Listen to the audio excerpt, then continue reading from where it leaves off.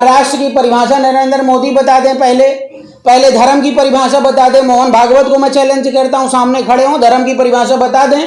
सनातन दिन भर चिल्लाते रहते हैं, सनातन उनका जो है षड्यंत्र और उनका बनाया हुआ नियम कानून सनातन हो जाएगा। पिछले जमाने में था, आज तो संभव ही नहीं है। ये नरेंद्र मोदी का जाहिलीपन है, बस इतनी सी बात है। बताओ, विज्ञान इतना आगे चला गया है और अभी तुम पाखंड में लिप्त हो और देश की जनता को मूर्ख समझ रहे हो, मूर्ख बना रहे हो। लेकिन बीजेपी को वोट मत करिए। अगर आपने बीजेपी की कमर तोड़ दी तो आपके बच्चे का भविष्य, आपके देश का भविष्य सुरक्षित रहेगा। नहीं, हमारा संविधान भी लागू है, हमारा अशोक स्तंभ भी अभी स्थापित है, अभी उसको छेड़ा नहीं गया है। लेकिन ये बैक डोर से एंट्री करना चाह रहे हैं। जैसे उन्होंने सिंगोल के ऊपर नंदी बैल बना दिया। अब मुझे बताओ, नंदी बैल का क्या मतलब है? जब नरेंद्र मोदी जो है वहाँ पर जितने धर्मगुरु थे वो उनको संबोधित कर रहे थे तो बोल रहे हैं ओम नमः शिवाय, जय शिव शंकर। ठीक है, यह देश, पूछना मैं चाहता हूँ, सिर्फ एक ही संप्रदाय का है या सभी संप्रदाय का है? एक ही संप्रदाय के अगर धर्मगुरु वहाँ पर थे तो बाकी के क्यों नहीं थे? सिंगोल को आप लोकतंत्र से मानते हैं या राजतंत्र? क्या फिर से बोले? सिंगोल जो स्थापित किया गया है वो लोकतंत्र को स्थापित करता है या राजतंत्र को? नहीं, वह राजतंत्र पिछले जमाने में था, आज तो संभव ही नहीं है। ये नरेंद्र मोदी का जाहिलीपन है, बस इतनी सी बात है। आरएसएस का इंडिकेशन है कि तुम कुछ ऐसी एक्टिविटी करो जिससे लोगों, हिंदू जो एससी एसटी ओबीसी हिंदू वर्ग में आते हैं, वो मोस्टली अंधभक्त हैं, उनको ये लगता है कि धर्म के नाम पर वे जो है पूरी तरह विकास कर जाएंगे। तो क्या ये लोकतंत्र और संविधान की अवहेलना है? बिल्कुल अवहेलना है। डायरेक्ट एक संवैधानिक पद पे रह करके वे लोग संविधान के खिलाफ नहीं जा सकते, ना संविधान को जला सकते, ना तिरंगे झंडे को जला सकते हैं। लेकिन ये बैक डोर से एंट्री हो रही है कि धीरे धीरे आदत पड़ जानी चाहिए। जब आपको सुनने समझने की आदत पड़ जाएगी, एक दिन आप एक्सेप्ट कर लेंगे। आप लोग बार बार ये कहते हैं कि लोकतंत्र समाप्त हो रहा है, लेकिन यही इस देश की जो लोकतंत्र है उस पर चुनाव लड़के बार बार जीतते हैं, तो आप कैसे कह सकते हैं? सिर्फ आरोप लगा? नहीं, लोकतंत्र वहीं तक लागू है जब तक बीजेपी का काम ना बिगड़े या बीजेपी का विरोध ना हो, वहीं तक लोकतंत्र है। और जैसे बीजेपी का विरोध होने लगता है, हारने लगते हैं नरेंद्र मोदी, वहीं पे लोकतंत्र खत्म हो जाता है। चाहे वो सुप्रीम कोर्ट हो और चाहे वो कोई हाई कोर्ट हो और चाहे वो चुनाव आयोग हो कोई। आपकी बातों से ऐसा लगा अभी जैसे कि आप बीजेपी पे कम लेकिन ब्राह्मणों पे ज्यादा टारगेट कर रहे हैं क्या? नहीं, मेरा मतलब किसी जाति वर्ग समुदाय से नहीं। हम भारत के लोग, भारत हमारे जो संविधान है उसका प्रियम्बल है। हम भारत के लोग, जिसको नागरिकता मिली है, हम उसको भारत देश का नागरिक समझते हैं, उसका सम्मान करते हैं। क्योंकि आपने अभी एक वर्ड कहा था कि आपने बीसी के अंदर आपने कहा कि एक विशेष वर्ग के लोगों को बैठाया जाएगा, बाकी के तो जो दुष्टता करेगा उसका नाम तो लिया जाएगा। आरपी मौर्य कल दुष्टता करेगा तो आरपी मौर्य को आप नहीं कहोगे? तो क्या पूरा समुदाय खराब हो सकता है? नहीं, मैं समुदाय की बात नहीं कर रहा हूं, हम उन षड्यंत्रकारियों की बात कर रहे हैं जो ये दिन रात देश को बेचना चाहते हैं, जिनको हम काले अंग्रेजों की संज्ञा दे रहे हैं। इस समय विपक्ष की कई सारी पार्टियां हैं जो ऑलरेडी संसद में, राज्यसभा में मौजूद हैं। बोल क्यों नहीं रहा? केवल आप नहीं, उसका रीजन है, मेरी बात आप समझिए। जब कोई पार्टी या कोई व्यक्ति स्वतंत्र रहेगा तो वो स्वतंत्र आवाज उठाएगा। जितनी भी पार्टियां हैं, मैं किसी का नाम नहीं लेना चाहूंगा, उदाहरण दूंगा, धनानंद के जमाने में 16 जनपद थे और 16 जनपद के राजाओं को वो कैद करके रखता था, करवाता अपने हिसाब से था।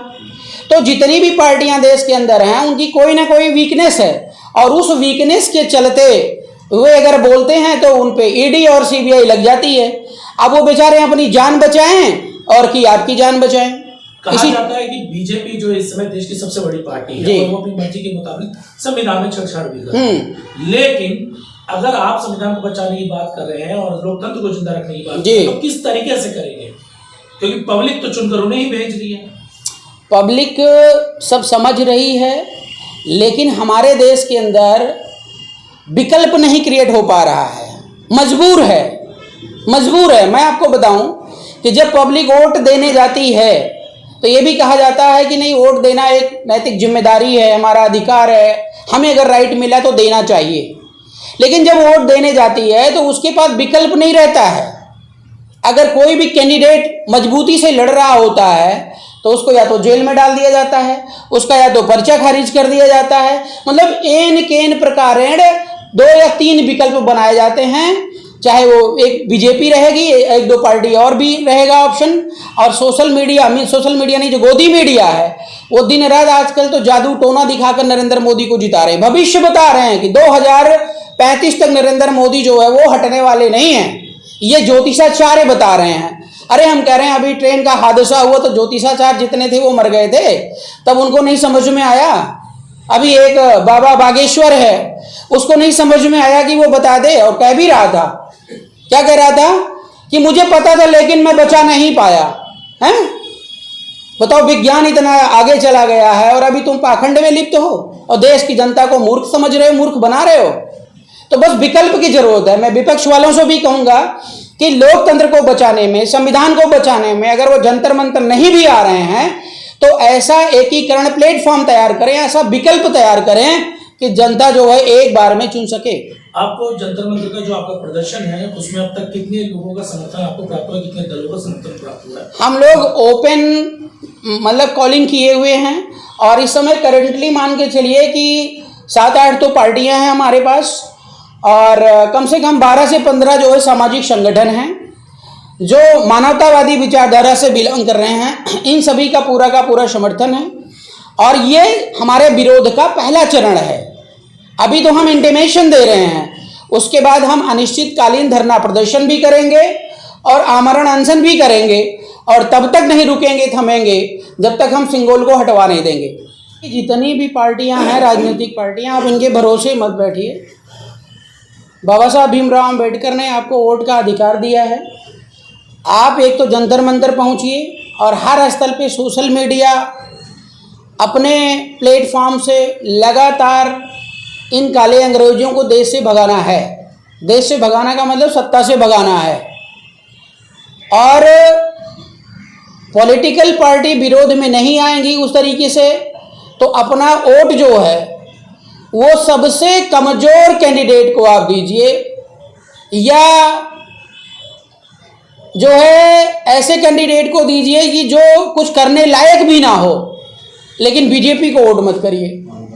अगर आपने बीजेपी की कमर तोड़ दी तो आपके बच्चे का भविष्य, आपके देश का भविष्य सुरक्षित रहेगा। बाद में हम तय कर लेंगे कौन प्रधानमंत्री बनेगा, कौन मुख्यमंत्री बनेगा, लेकिन अभी बीजेपी को रोकना बहुत जरूरी है। जिस तरीके से अभी श्रीलंका में देखने को मिला था, नीतितंत्र की जगह राजतंत्र स्थापित करने की सरकार ने कोशिश की तो वहां की जनता सड़कों पे आई और जनता ने खदेड़ दिया पूरी सरकार को। क्या वो स्थिति आप भारत में देखते हुए नजर आते हैं? हाँ, बिल्कुल आएगी। ये सोशल मीडिया जो है ना पूरी तरह जनता को जागरूक कर चुकी है और ये नरेंद्र मोदी को भय और डर जो है सता रहा है। इसीलिए उन्होंने अंदर ही अंदर मीटिंग करके पूरा जो गोदी मीडिया उसको अलर्ट जारी कर दिया है कि दिन रात बक बक बक बक, जैसे भी तुम अंधविश्वास फैला करके जनता का माइंड वॉश कर सकते हो वॉश करिए।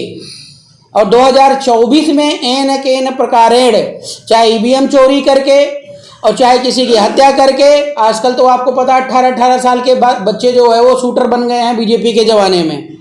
तो किसी को मार के चुनाव लड़ना आसान काम नहीं है। आज जगह जगह गुंडे बैठे हुए हैं और सब बीजेपी के संरक्षण में हैं, वो सुरक्षित हैं। लेकिन जो बीजेपी के खिलाफ हो जाता है वो गुंडा जो है वो 18 साल का बच्चा, उसको शूट कर दिया जाता है। बस यही कहानी है देश के अंदर। लेकिन आप कह रहे हैं कि गुंडों की पार्टी है, काले अंग्रेजों को बनाना है, लेकिन कहा जाता है कि बीजेपी तो राष्ट्रवादी पार्टी है। किसने कहा? राष्ट्र की परिभाषा नरेंद्र मोदी बता दें।